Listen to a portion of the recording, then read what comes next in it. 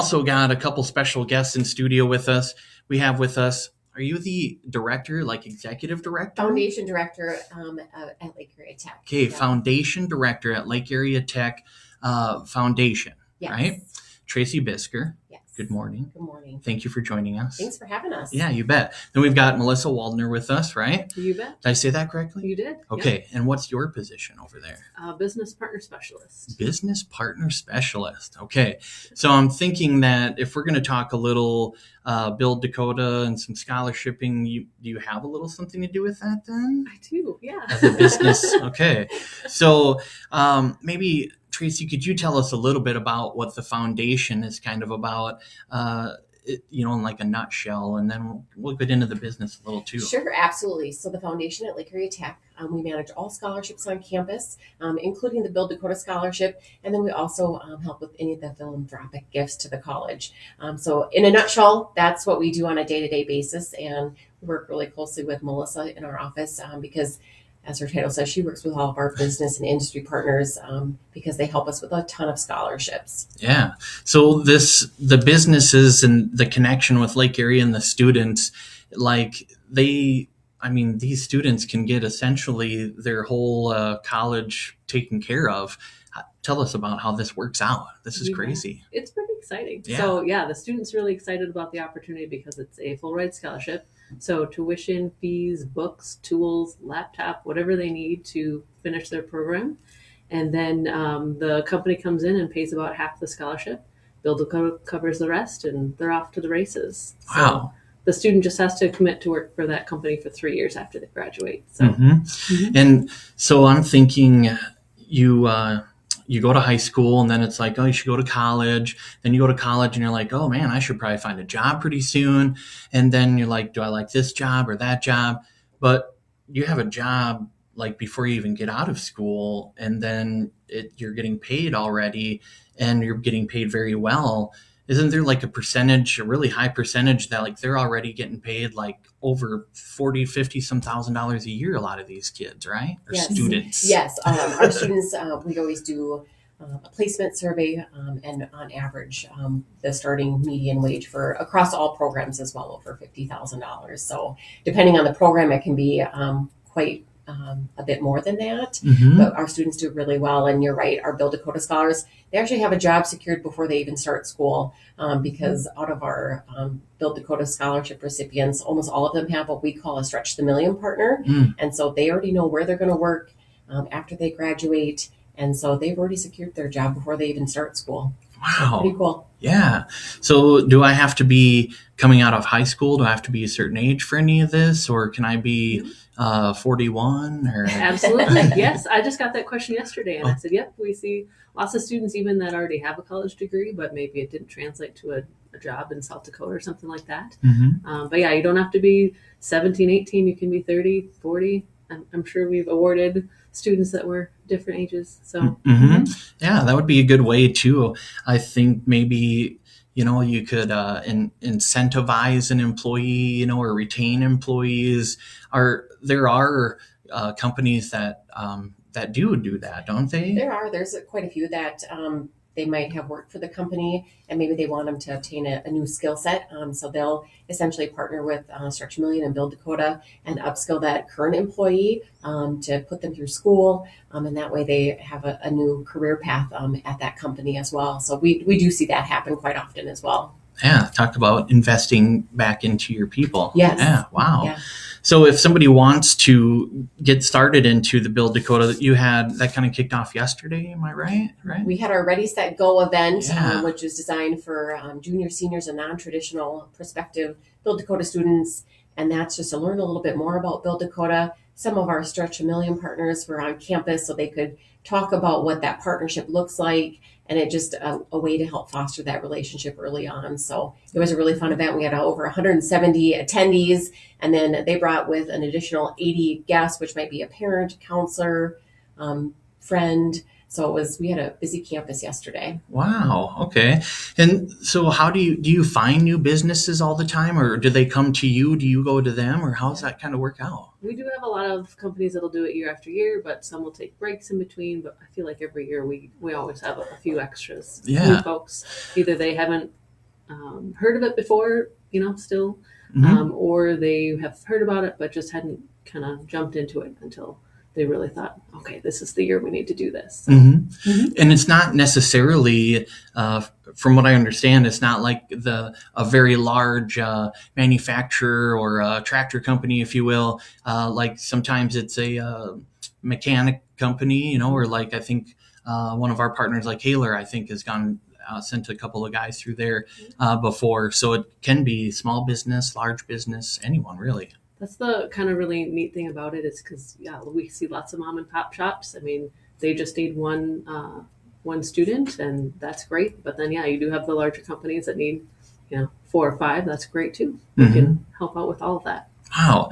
And so also you have with this Build Dakota Scholarship, it works for a lot of different industries, like a lot of different programs. Maybe that's the better word I was looking for.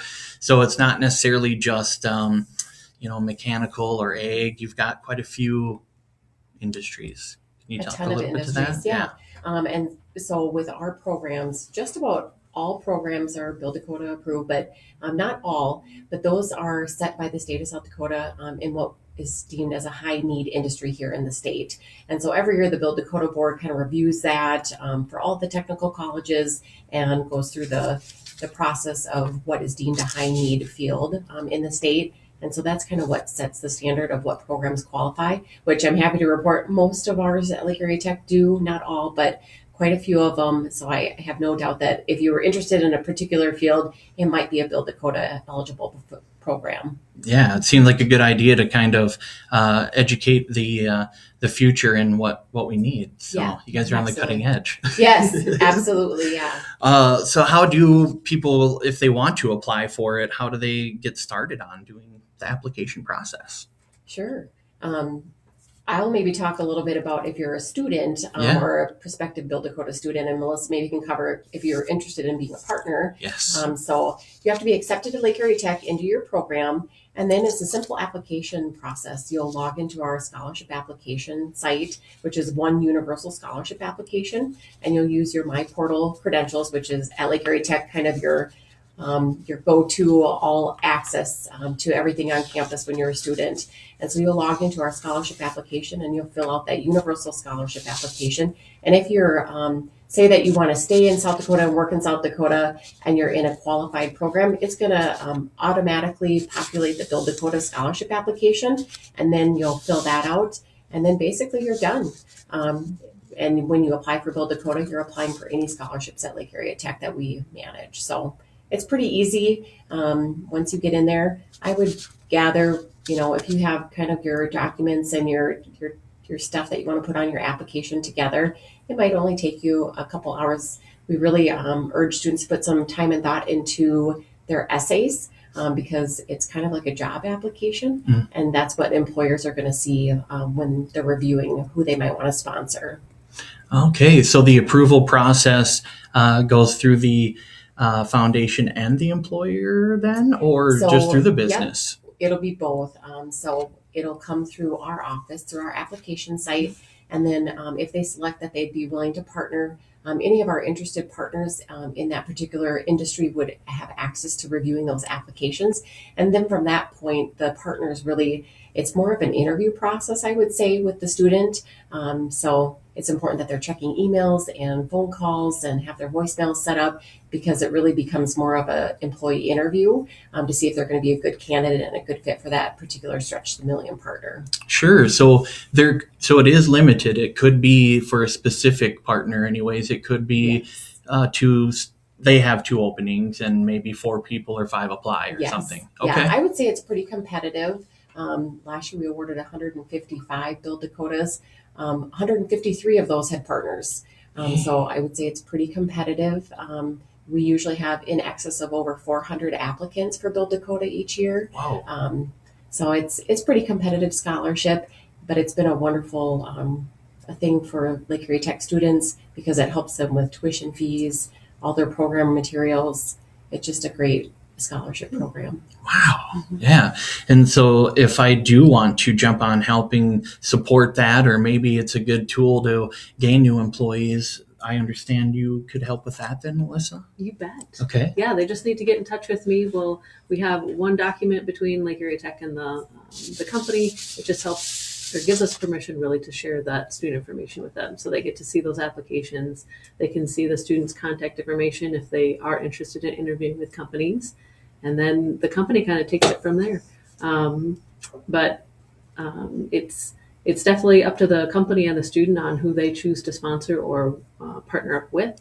And so as long as they have a partner match, we usually award those students first. And so it kind of brings them a little bit to the top of the line a bit. And so we want to make sure students are choosing the right company for them and they're not just saying yes to the scholarship.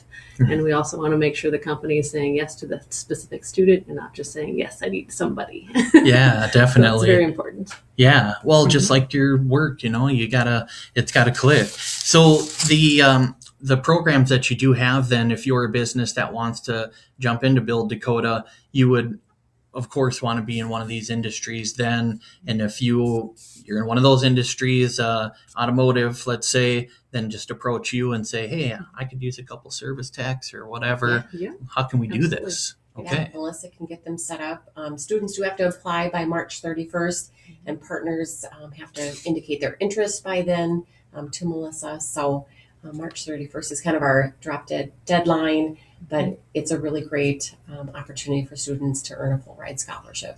And if you're one of the younger folks that's in high school, if you are interested in dual credit, if they start that, could they also still even do the Build Dakota and just kind of keep rolling right on through Lake Area into their job? They sure could. We see a lot of our juniors and seniors in high school that do some shadowing and kind of get a chance to see firsthand what industry they're interested in. But a lot of our students do come in with some dual credit credits, whether that be some of their gen ed courses to lighten their load once they're fully enrolled. But we do see a lot of our Build Dakota students come in with dual credit courses.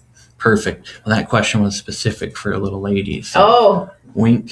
So now she knows. I was like, I'm pretty sure you could just, we'll find her. She's going to be a nurse, I think. So she's already on dual credits and she's going to go to Lake Area. And I'm like, we got to get you on Build Dakota. So do you have some questions over there? Are you sure? I'm good. Man, it looked like you were soaking it all in. So I always want to make sure.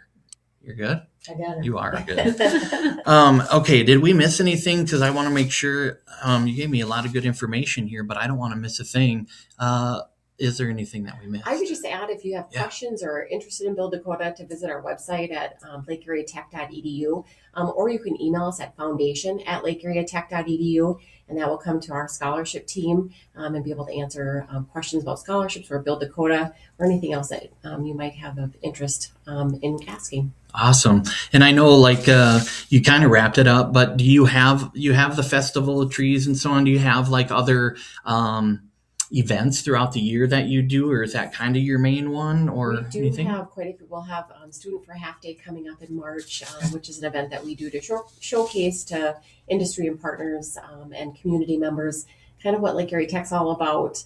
We do that through our office, and we help with a lot of other campus events. We have Junior Tech Day coming up, a lot of camps and things for students or prospective students to just really experience what Lake Area Tech is all about if they're not familiar with technical education and the great things that you can do from coming to Lake Area Tech. So yeah, your Facebook page, you have your own page for the foundation and alum, or is it alumni? Yep, alumni. Our Okay. office also manages the Alumni Association as well. So we get to really see, once students graduate, kind of some great things that they're doing out in the communities that they go to afterwards, which is really fun.